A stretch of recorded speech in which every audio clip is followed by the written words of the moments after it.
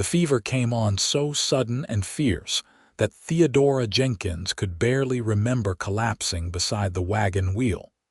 Her body shaking so violently, she thought her bones might crack apart like dry kindling.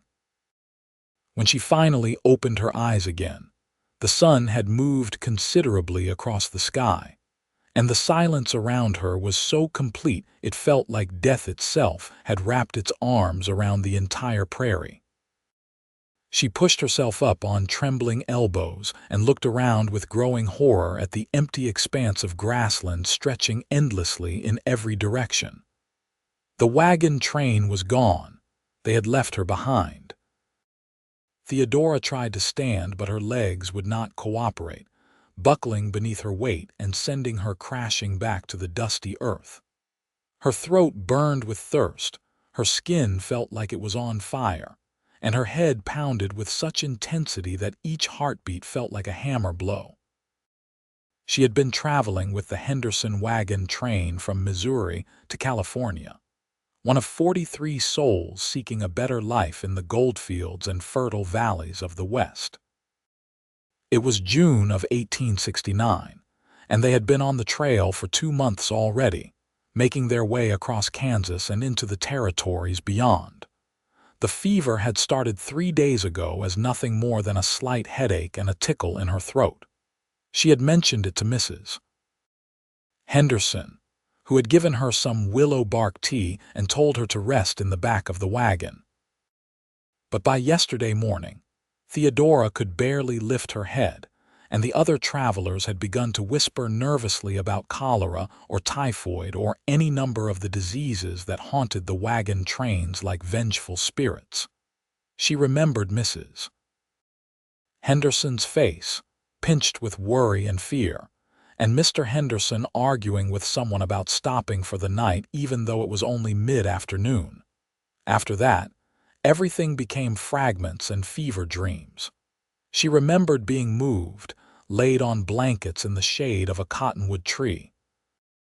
She remembered voices raised in argument, Mrs. Henderson crying, and Mr. Henderson's voice saying something about not risking the whole train for one person. She remembered someone pressing a canteen to her lips, water spilling down her chin, and then nothing but darkness and heat and dreams of her mother's face. Now the sun told her it was late afternoon, which meant they had been gone for hours, maybe a full day. She had no way of knowing how long she had been unconscious. Theodora looked around desperately for supplies and saw a small mercy in the form of a canvas bag propped against the tree trunk, along with 2 canteens and a folded blanket. They had not left her completely unprepared for death then. Just mostly. She crawled toward the supplies, every movement sending waves of dizziness and nausea through her body. The bag contained hardtack, some dried meat, a small tin of matches, and a knife. The canteens were both full. Enough to last maybe a week if she was careful, but what good would that do when she was alone on the prairie with no horse, no wagon, and barely enough strength to sit upright? Theodora unscrewed one of the canteens with shaking hands and drank deeply, the water soothing her parched throat even as her stomach rebelled against it. She forced herself to take slow sips, knowing that drinking too fast would only make her sick. The fever still raged through her body, making her thoughts sluggish and her vision blur at the edges, but the panic was sharp and clear. She was 22 years old, orphaned 2 years ago when both her parents succumbed to influenza, and she had joined the Henderson train as a cook and seamstress in exchange for passage to California. She had a distant aunt in Sacramento who had promised her a place to stay and help finding work. All of that seemed impossibly far away now, as distant and unreachable as the moon. The sound of hoofbeats brought her head up sharply, ignoring the way the movement made the world spin. A rider was approaching from the west, moving at an easy lope across the grassland.